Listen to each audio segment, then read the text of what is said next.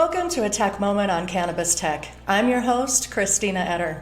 In this podcast, we take just a few minutes to talk about some of the exciting science and technologies that are impacting and changing the cannabis and hemp industries. And cannabis cultivation, as we know, requires a consistent environment, especially at the commercial level.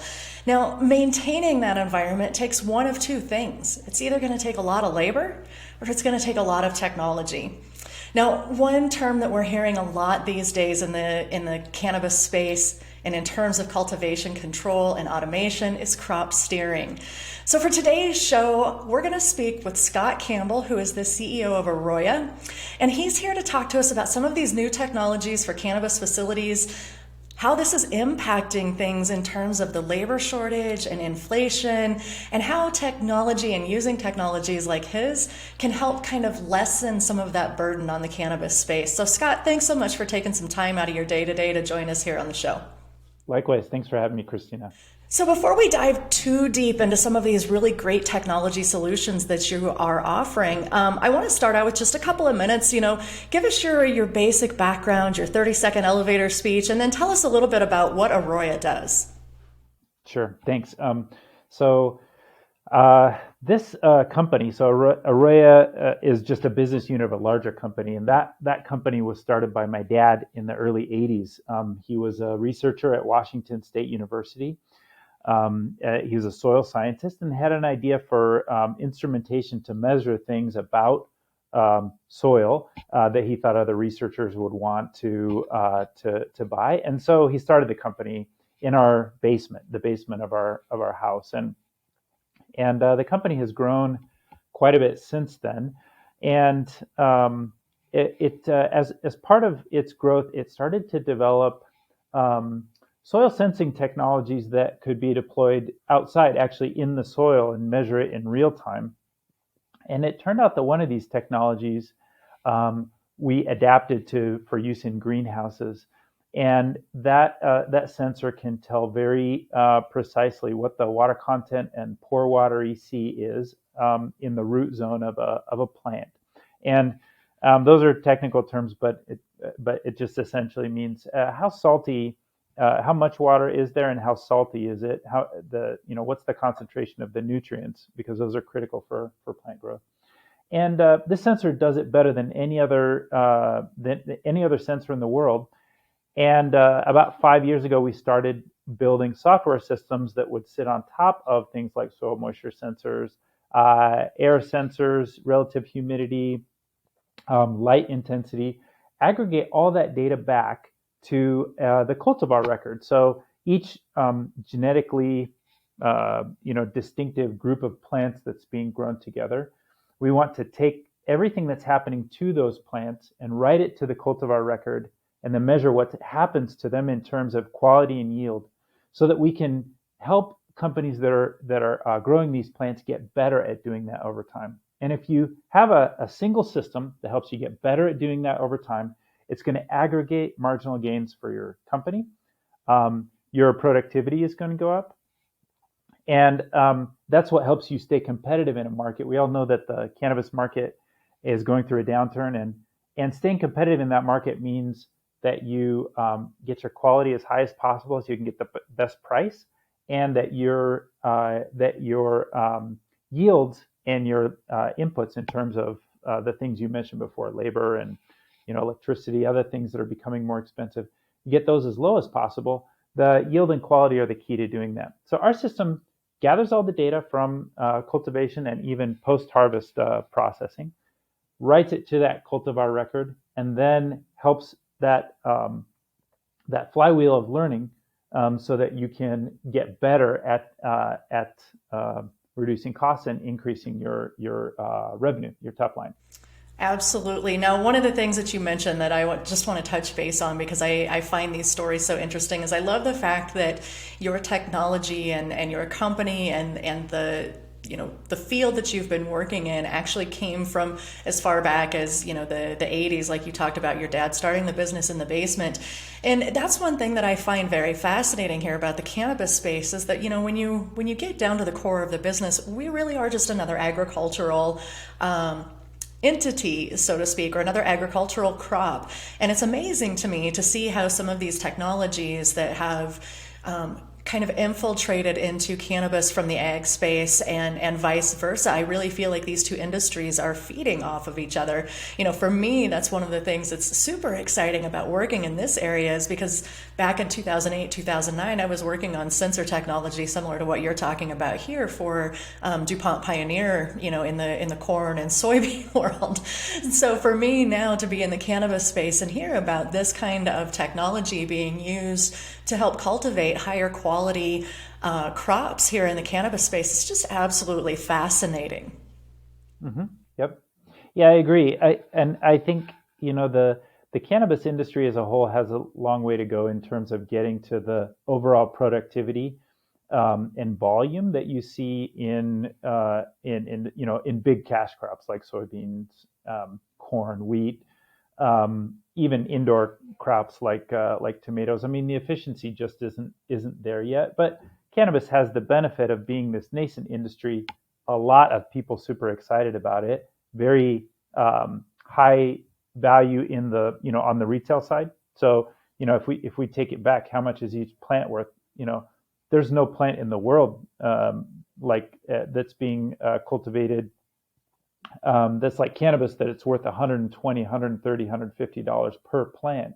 So so there's some unique things about it, but I do agree as we go along, you're going to see the demand for efficiency and competitiveness increase in the industry, and that's going to drive producers who could sell at let's say $2,400 a pound, a couple of years ago, that are at 1,200, 1,000 to 1,200 for indoor flower today. That's going to drive cannabis to look a lot more like the broader agricultural industry.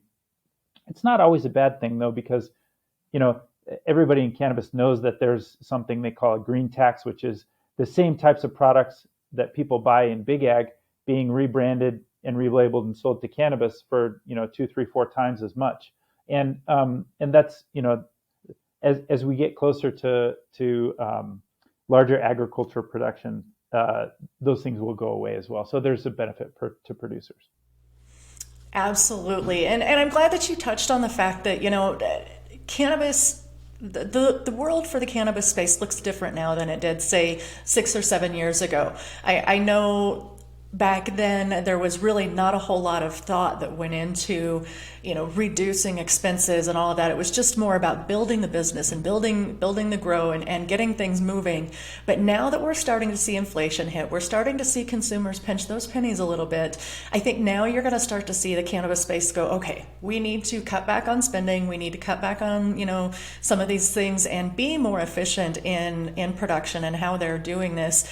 And one of the things that I found very interesting, you had a press release here recently talking about some new equipment that you have for irrigation. And, from the aspect of cost savings, I think technologies like this are really kind of, I don't know, maybe underrated. I think people are not, maybe finding that connection in cost savings with systems like this. So tell us a little bit about your irrigation system, and then how does that tie into this conversation today in terms of helping cannabis businesses be more efficient? Yeah, I mean, it's really the cost savings question as it relates to irrigation control is falls into two categories. One is being able to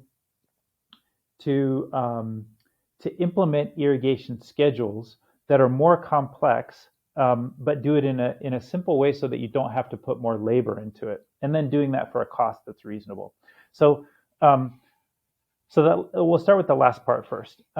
What we've done is we've created a control center within our software platform that allows you per room or per zone or per harvest or per recipe. There's lots of different ways that you can implement this, but it allows you to set irrigation schedules. And in most cases, that just means the time that the solenoid opens and the time that it closes. Okay, so you want to know like whether or not to open it, and if you do open the solenoid, for how long. And there's other complications there, master valves and other things that are going to be super boring. But that's essentially, at its very core, irrigation scheduling is when to open the solenoid to water the plants that are in a particular room or a particular zone. And so Arroyo makes that with this new module within our system. Arroyo makes that really easy. It's you create your schedules. You can create copies of schedules. When plants move from one phase of growth to a different phase of growth, if you have it in your recipe, it'll automatically change the schedule. And it's simple to do. And on the labor side, it makes it much easier to implement irrigation schedules than, for starters, manually opening and closing valves, and even for other systems, having connecting it to older systems that have limited numbers of channels and are much more labor intensive to operate and to change schedules. In Arroyo, it's just easy. You go to the web page, change the settings, and you're off and running. So it simplifies things. It makes the labor inputs lower because you don't have to spend as much time messing with the system, and also it's really inexpensive. So the first integration that we came out is with a cheap product that's been on the kind of maker space, hacker area for a long time, and a lot of people use called Open Sprinkler. And if you go on their website, you can just buy one of these controllers that has 8 channels on it for $150. So it's very, very inexpensive. I mean, if you buy one board plus you can do up to 4 expansion boards of 16 channels each. So that's a total of 72 solenoids that you could control for a price of under $300. I mean, that's an incredible value, an incredible capability to be able to have for such a low price. So increased simplicity of operations, making your growers and your technicians a lot more efficient, but doing it at a cost that really hasn't been available in the past. That's something that you just don't hear very often in the conversations that we have, is when you talk about having a very inexpensive solution. You spoke earlier about the green tax, and I believe that, it seems like all of the technology that goes into this industry is very expensive. So it's kind of nice to hear that this type of solution isn't going to cost an arm and a leg. Tell me a little bit about how this ties into somebody's crop steering program. So if somebody is just initiating cultivation and wanting to use crop steering to help control that environment, talk to me a little bit how all of this works together. Right. So crop steering as a concept, and it's almost kind of taken on a life of its own as a word. We started explaining what it meant to people and showing people how to use our system to do it a little over 2 years ago, probably 2.5 years ago, when we launched Arroyo. And it's become, when we started pushing it, other people started picking it up, and it's kind of taken on a life of its own. It's become a meme. It's become a bit of a cliche. Crop steering, when put very simply, is you want to match your irrigation strategy and what's happening in the root zone of the plant to where it is in its phase of growth. And the simplest example of that is in early flower. The cannabis plant is much more receptive to generative signals, which means a high pore water EC, which means the root zone is stressed. It's very receptive to these generative signals because what you're telling to the plant is you need to focus on reproduction. You need to focus on creating bud sites. It's very receptive to that, and and if you steer it generatively during that time, you can increase the number of bud sites and how densely they're packed onto the stems of the cannabis plant, and then those bud sites that created, you can bulk on them later in the flower process. So typically there's an early flower where we steer plants generatively. There's a mid flower where we focus on bulking on those sites, and then there's a ripening at the very end of the flower phase. Those are just the basics of crop steering. Now, how it gets to your question and what it means for irrigation is that is that when you set up the schedule is a statement of intent. And so a schedule where you water the plant up to what's called field capacity. It's the most water that the root zone can hold.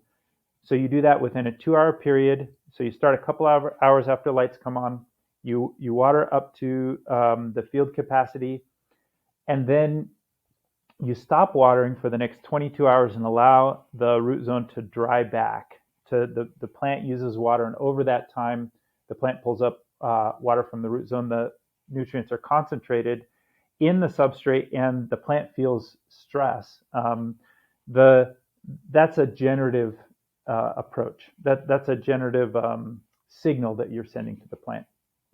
And so that's one irrigation schedule. And so that's one that already exists in the system.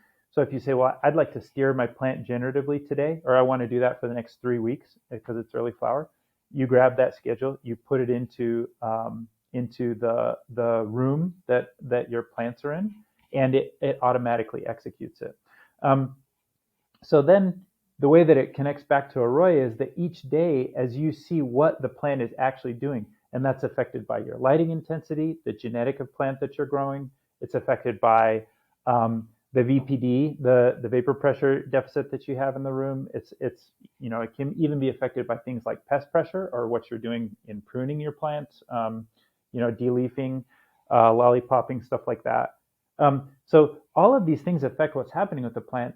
So having the irrigation schedule and also the results of that schedule, which are your data points from your root zone sensors and your atmospheric sensors, having it all on one page, the grower or the technician just looks at that page. They assess what's happening. Is this how generatively I want to steer the plant? If they say no, it's too generative, then you make that dryback period shorter.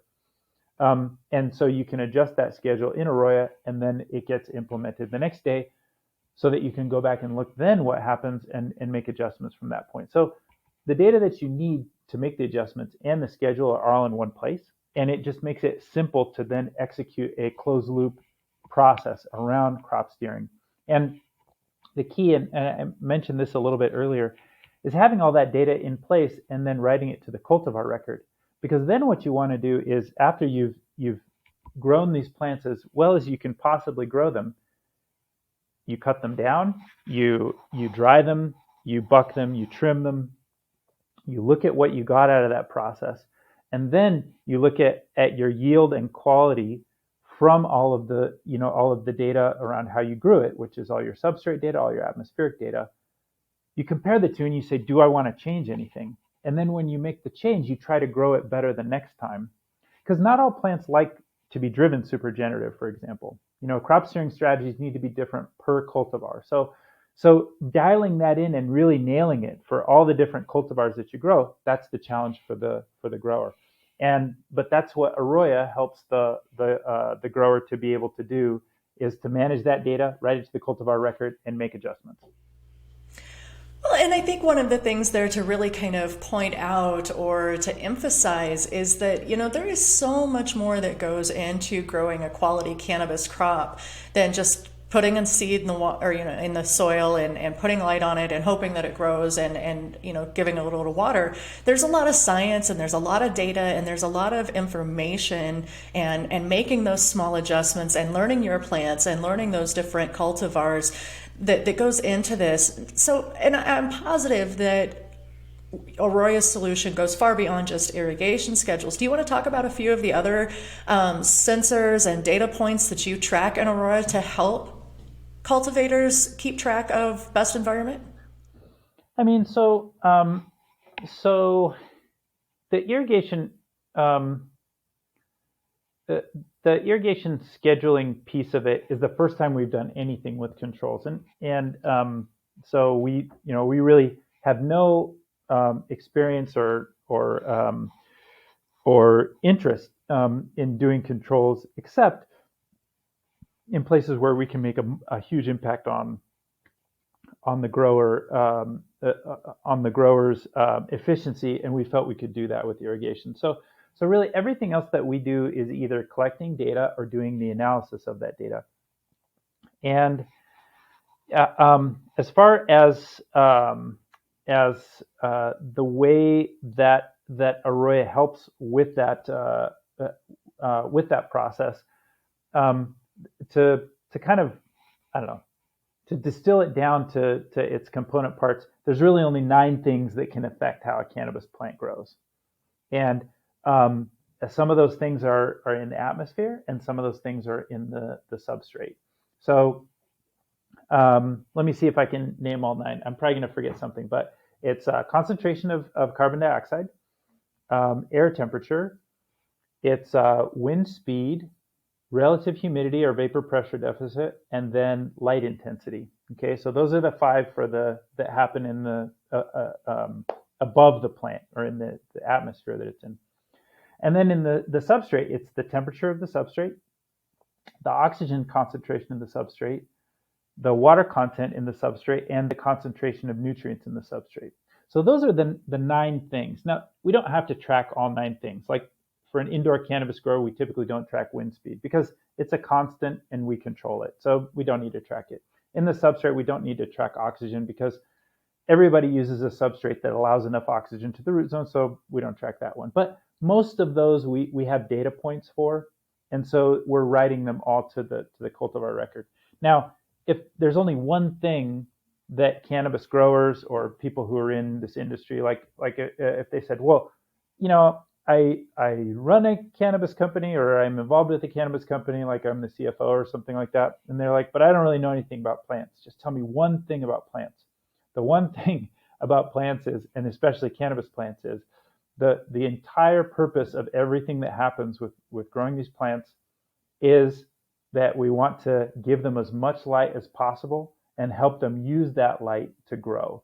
So everything else that we're doing, we're trying to help them efficiently use the light that they get because cannabis plants love light. So that's one thing that Arroyo does is it has a quantum sensor that then can write the light intensity data to the cultivar record, and verify that the plants are getting enough light, and that if they are getting enough light, that the VPD is right, so that the leaves can breathe and take in CO2 and turn that CO2 into it's going to either turn it into stems and leaves, or it's going to turn it into flower, right? And is the root zone giving enough water and the right level of nutrients to facilitate that growth process? So all the other things that are around are trying to support the plant using light. And in a greenhouse, you can imagine that this is really important too, because the light that you get in a greenhouse isn't consistent day to day. One day you have a cloudy day, the other day another day might be sunny.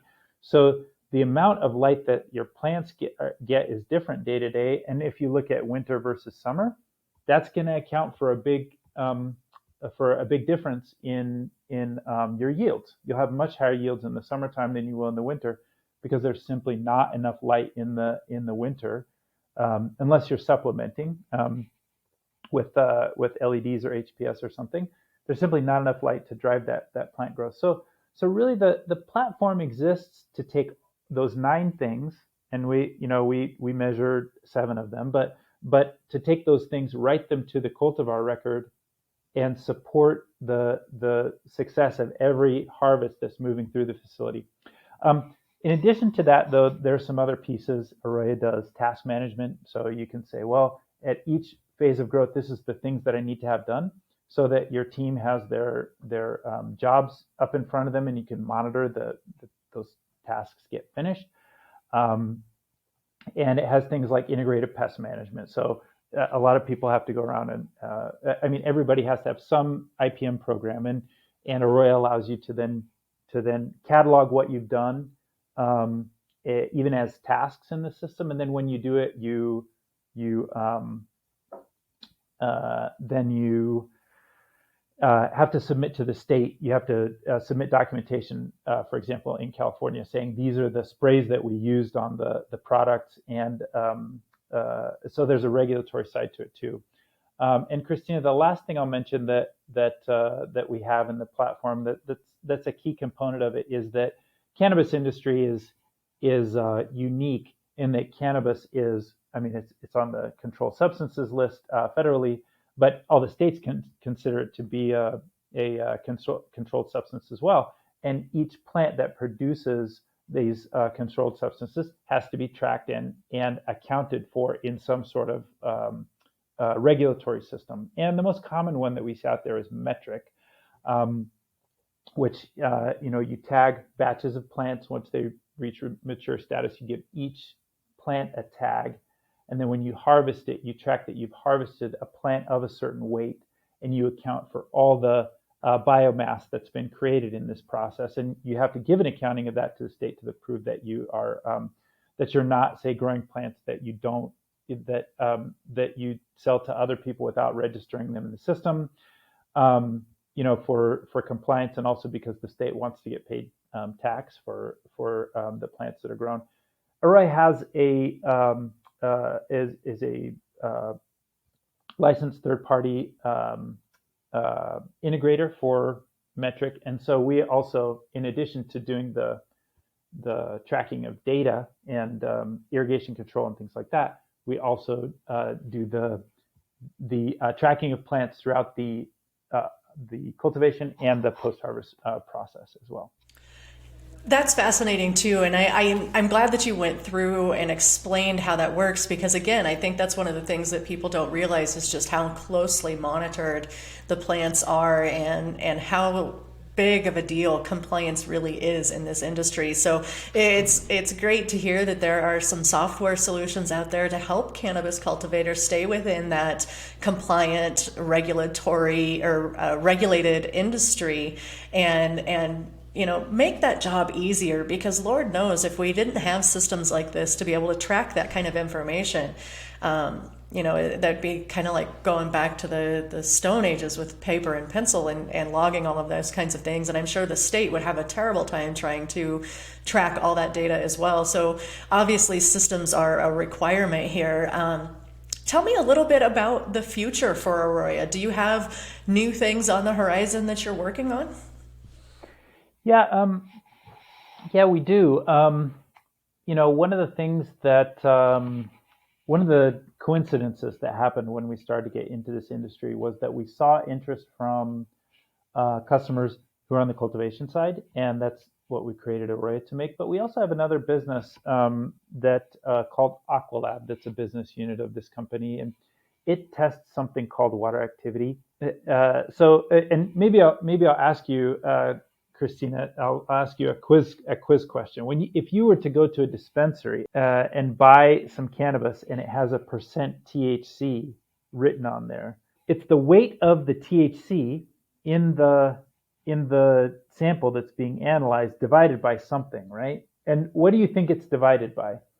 I would assume the weight of the actual or the full product, right? Yeah. Yes, exactly. So, but in some states, this isn't true.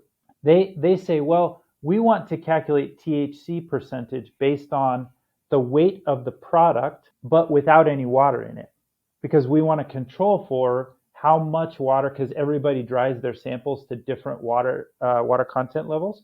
So they say we want to take all the water out of the sample, divide the THC by what's left, and that's why a lot of times, like people going between, and so every state does it differently.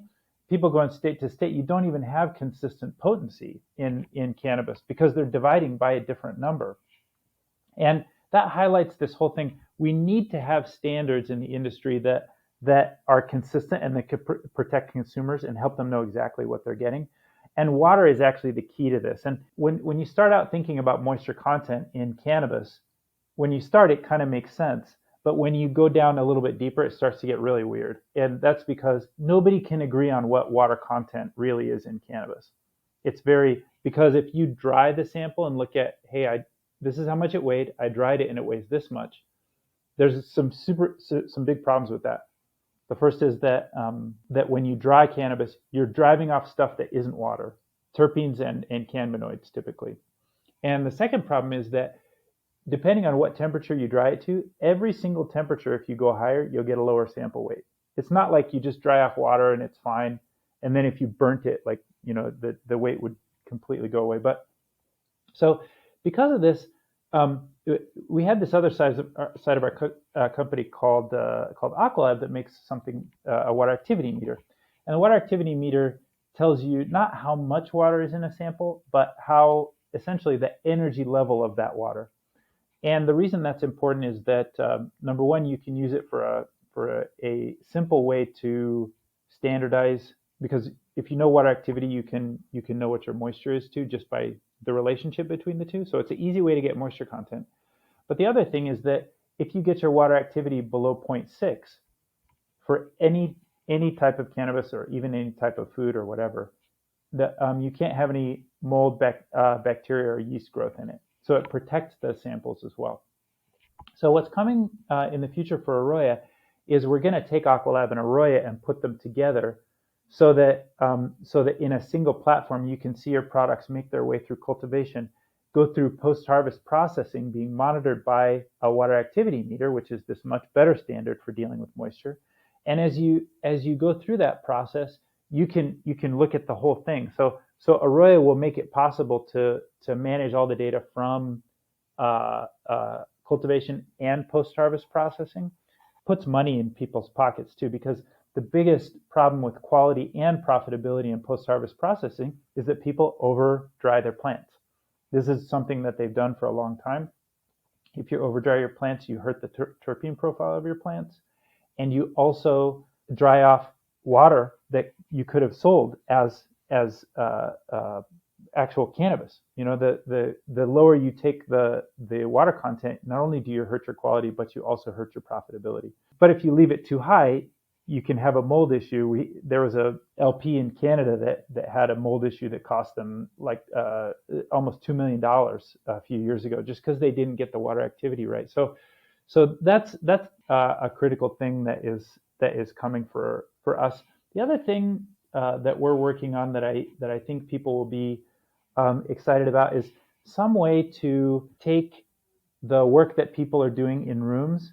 And already cannabis facilities are they're like Fort Knox. They've got all these security cameras everywhere, and they see everybody. But we want to make it easier for people to assign out tasks to people in their cultivation teams, and then to track the time that they spend doing those tasks in the rooms automatically, so that not only would we be tracking the yield that you get out of your batch, but tracking the biggest variable cost, which is labor in cannabis, and automatically writing that to the cultivar record. So just some way to help people to execute better and to know where their costs are, because we talked about yield, and in terms of grams per square foot is the most common way to measure it. But really, what's driving whether cannabis companies can survive in this competitive market is whether their cost to produce a pound is low enough. Because if your cost to produce a pound is $700, and in California you're only getting $900 a pound, your business can't exist anymore.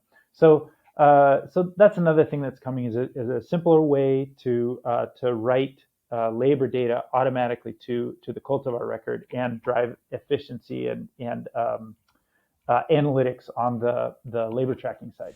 I'm so glad that you brought up the standards and testing, because I know that this has been kind of a trouble spot for a long time, and the inconsistencies from state to state. From your perspective, if the federal government does make a move and flip that switch to take, either marijuana off the scheduled list completely, or, changes that, how is that going to impact us, do you think, moving forward at that point? I mean, I've talked to a lot of people about this, and, we've watched what's happened over the past, it's medical in California is kind of early aughts, so it's coming on 20 years now as kind of the meaningful cannabis journey in the US right now. And I think especially in 2015, 2016, people, that's when Washington started rec and Oregon did too.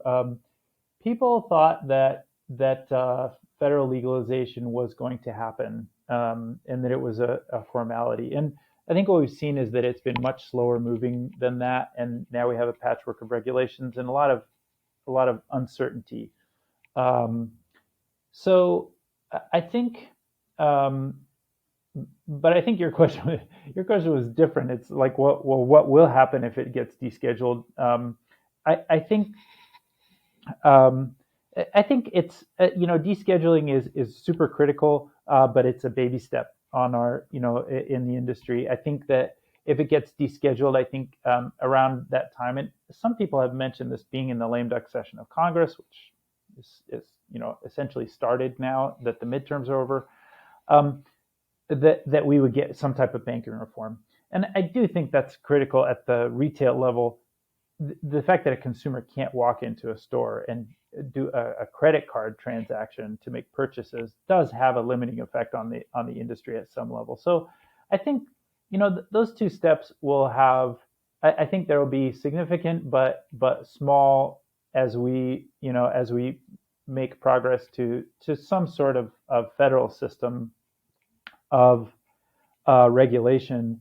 Um, I think that the huge impact on the industry for the producer side, and I have to apologize to people who are more on the I don't know retail branding, dispensary side of things, because that's kind of another world for me. But I do think on the production side, the thing that people are not expecting, but it's going to have a huge impact, is good manufacturing practices.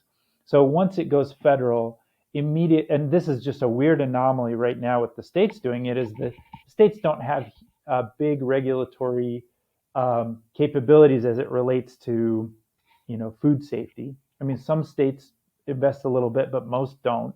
And the federal government through the FDA, the food code, is essentially is once it becomes federal, they will essentially be the regulatory body as it relates to cannabis as something that gets consumed by people.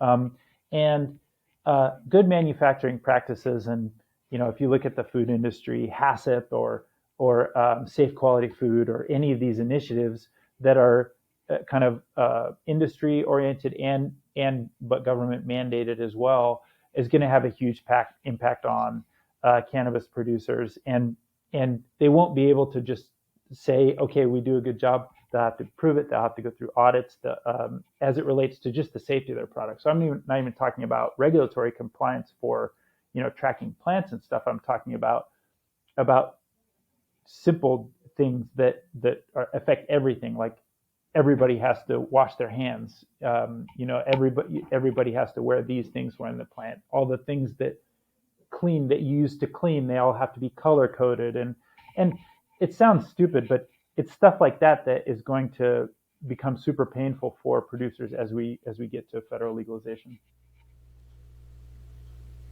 I couldn't agree more. And we just had this conversation last week with another company, and yeah, I'm looking forward, I think, to those federal standards, because obviously in our conversation today we've even talked about how this patchwork quilt of different legislation and different rules and different ways of testing cannabis from state to state. I really think that the cannabis space could benefit from some flat across the board mandates on how things are tested and how things are done that way. I think that will benefit the consumer in the long run. And then also the thing that I look forward to the most, I think, after hopefully after something changes in the federal level, is interstate commerce.